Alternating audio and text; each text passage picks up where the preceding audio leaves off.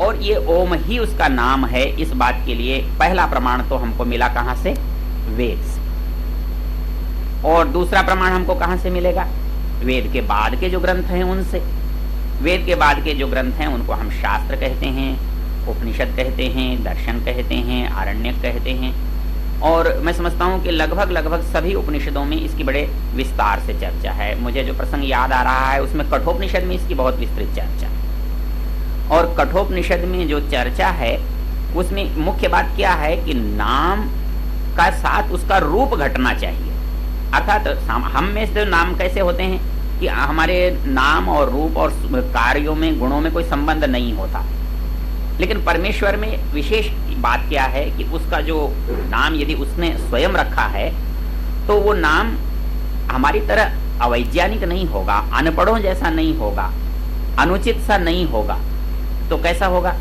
बहुत अच्छा होगा। मतलब आपको नाम के नाते मुझे एक बात याद आई, किसी भी चीज से कोई क्रांति होती है तो आर्य समाज में एक क्रांति नाम की भी है। इस बार एक हमारे साथी ने एक शोध पत्र लिखा और उस शोध पत्र में ये सिद्ध किया कि आर्य समाज से पहले कैसे नाम रखे जाते थे और आर्य समाज के संपर्क में, संसर्ग में आने के बाद लोगों ने कैसे नाम रखे। तो बहुत आश्चर्यजनक तथ्य सामने आए। मतलब जहां हम देखते हैं अजमेर में, जहां हमारे सिंधी भाई बहुत रहते हैं, उनको नाम की बिल्कुल परवाह नहीं थी, क्या रखते हैं वो, मिर्चूमल, पंजूमल, कोडूमल, पता नहीं कुछ भी रख देते हैं। लेकिन जब ऐसे लोगों के नामों के साथ आर्य समाज का संबंध बना तो देखा धर्म प्रकाश, वेद पाल, धर्मपाल, एक नामों में सुंदरता, एक सुरुचिपूर्णता, एक बहुत ही आकर्षक गुणात्मकता दिखाई देती है। और स्वामी जी महाराज ने एक जगह पूछा भी किसी से, भाई तुम्हारा नाम क्या है? बोले जी कूड़ेमल। अरे बोले भाई कूड़ा ही बहुत था, उसके ऊपर से ये और डालने की क्या जरूरत थी? तो स्वामी जी महाराज ने एक जगह बल्कि ये लिखा कि हम गुणों से भ्रष्ट हो गए कोई बात नहीं, पर नाम से भ्रष्ट तो ना हो, हम उससे भी क्यों जाएं? मतलब नाम का इतना अधिक संबंध है। तो जो परमेश्वर का नाम है उसकी सबसे बड़ी विशेषता ये होनी चाहिए, वो और परमेश्वर के जो गुण हैं वो समान होने चाहिए। क्यों होने चाहिए? मैं आपको ध्यान मनुस्मृति के एक श्लोक की ओर ले जाता हूं। मतलब एक कल्पना है कि इस दुनिया में जब सबसे आखिर में कौन चीज पैदा हुई? मनुष्य। क्योंकि मनुष्य सबसे मुख्य है। मतलब जो भी मुख्य होता है वो आप उस परिस्थिति में सबसे अंत में ही आता है, सबसे मुख्य ही होता है और सबसे पश्चात उसकी स्थिति बनती है। अब जैसे कोई समारोह करते हैं तो मुख्य अतिथि आपका पहले नहीं आता, और मुख्य अतिथि ये भी पहले आ जाए तो गड़बड़ हो जाती है। एक बार मैं किसी कार्यक्रम में गया और बिना सूचना के मैं सीधा उस जगह पहुंच गया, तो मेरे साथ एक स्वामी जी महाराज थे। वो मंत्री जी कहने लगे, साहब आज गड़बड़ हो गई।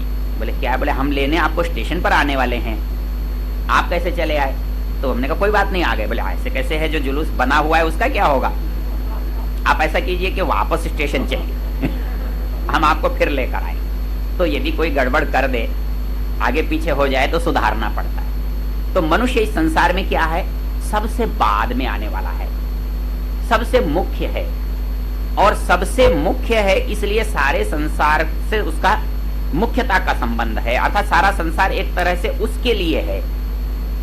इस दृष्टि को यदि हम ध्यान में रखेंगे तो सारे हमारा जो विचार है, सारा जो दर्शन है वो बहुत आसानी से समझ में आ जाएगा। तो जब संसार में परमेश्वर ने संसार को बनाया, आप कल्पना कीजिए कि आप किसी नई जगह जाकर खड़े हैं, आप बिल्कुल अनजान हैं और वहां सब कुछ है, लेकिन आपको ये नहीं मालूम कि कौन क्या है। आपको ये पता नहीं कि कौन तो चपरासी है, आपको ये मालूम नहीं कौन अफसर है, आपको ये मालूम नहीं कौन पढ़ा लिखा है, आपको ये मालूम नहीं कौन मालिक है, आपको ये पता नहीं कौन नौकर है। तो ऐसी स्थिति में जब तक कोई आपको बताने वाला नहीं होगा, तब तक आप उनसे कैसे व्यवहार करेंगे, कैसे संबंध बनाएंगे? तो इसके लिए मनु महाराज ने कहा कि जब इस धरती पर मनुष्य आखिरी अवतार के रूप में उत्पन्न होकर नीचे आया और उसने इस बिखरे हुए संसार को देखा, इस संसार में सब कुछ तो था, मतलब हवा थी, पानी थी, फल थे, पुष्प थे, अन्न था, जानवर थे, सब कुछ था, लेकिन अब उसको व्यवहार करना कैसे ये नहीं आता था। क्योंकि करे तो करे कैसे, क्योंकि व्यवहार करने का जो संबंध है, जो सूत्र है, वो उसके हाथ में नहीं था। लेकिन उसको परमेश्वर ने वेद का सूत्र दिया हुआ था, वेद उसके ज्ञान में था और संसार उसके सामने था। अब सवाल ये उठता था कि इसको इससे मिलाऊं तो कैसे मिलाऊं, कौन सी चीज किस पर ठीक बैठती है, किस पर फिट बैठती है। तो मनु महाराज कहते हैं कि इस समस्या का समाधान मनुष्य ने, उन ऋषियों ने सबसे पहले कैसे किया। वो कहते हैं सर्वेषां तु सनामानि कर्माणि च पृथक पृथक वेद शब्देभ्य एवादौ पृथक संस्थाश्च निर्ममे। कहता है कि परमेश्वर ने इधर ज्ञान दिया और इधर संसार दिया। परमेश्वर ने इधर आंख दी, उधर सूर्य दिया।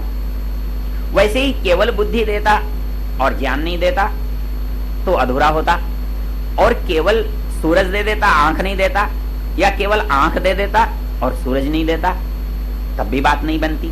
तो जैसे सूर्य से आंख का संबंध है, वैसे ही बुद्धि से ज्ञान का संबंध है। सूर्य दिया है तो आंख दी है, आंख मेरे अंदर है, सूर्य संसार में है। बुद्धि मेरे पास है, ज्ञान बाहर से मुझे मिला है, क्योंकि वेद भी कैसा ज्ञान है, स्वाभाविक नहीं, नैमित्तिक ज्ञान है। तो ये संबंध है, तो परमेश्वर ने मुझे वेद के रूप में ज्ञान दिया। मैं इसका उपयोग कर सकता हूं, जैसे प्रकाश को देख करके संसार के वस्तुओं को देख सकता हूं, जान सकता हूं, वैसे ही मैं अपनी बुद्धि के द्वारा प्राप्त ज्ञान से मैं इस संसार को समझ सकता हूं।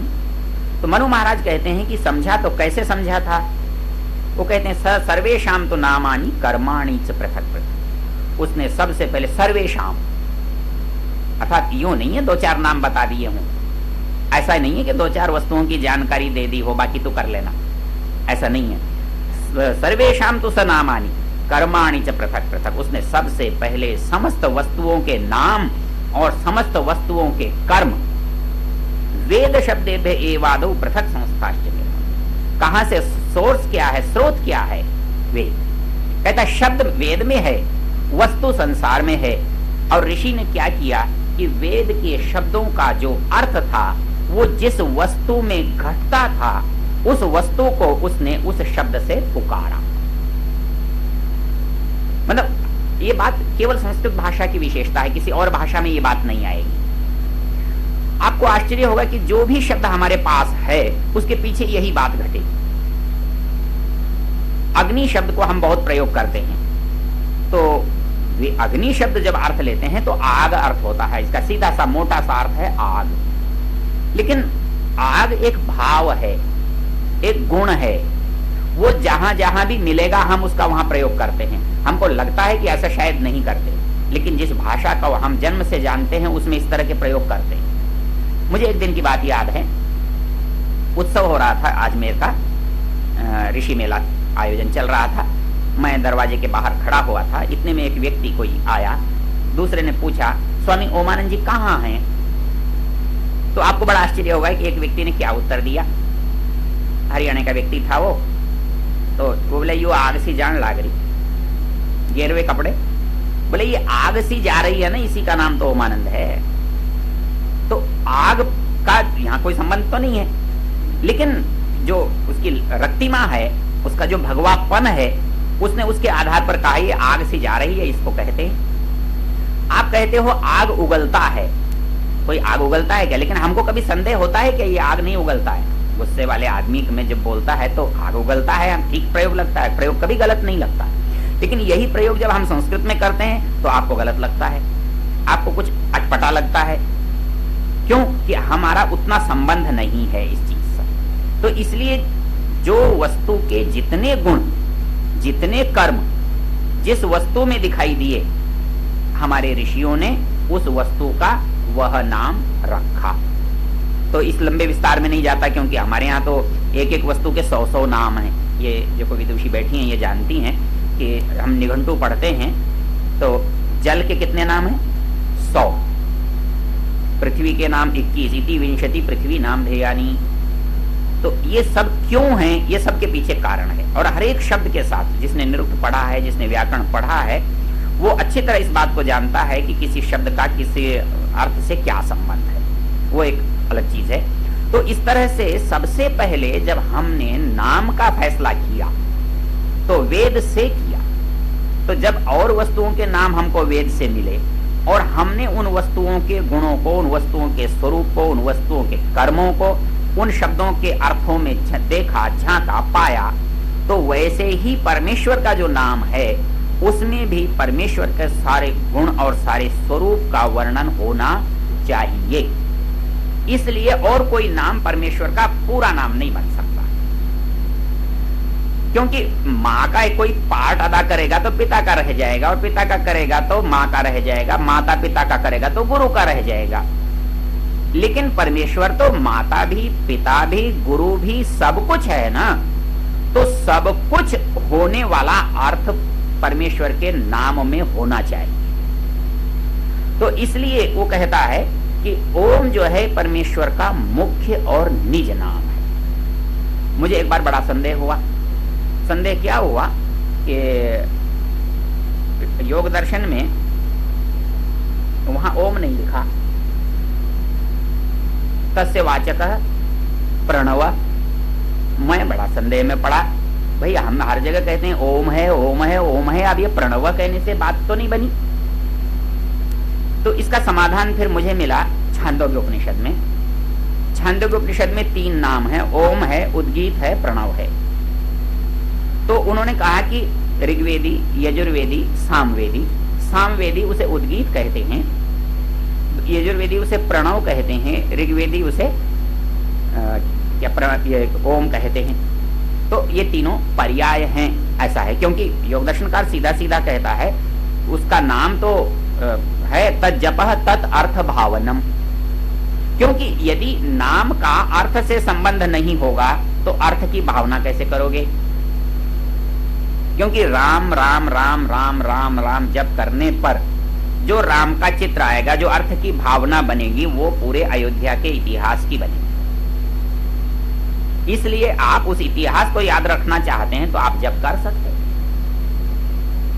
आप शिव के इतिहास को याद करना चाहते हैं तो शिव का जप कर सकते हैं। और जैसे एक माँ जो है किसी बच्चे को याद करती रहती है तो बच्चे का स्वरूप, बच्चे के गुण, बच्चों के कार्य याद आते हैं।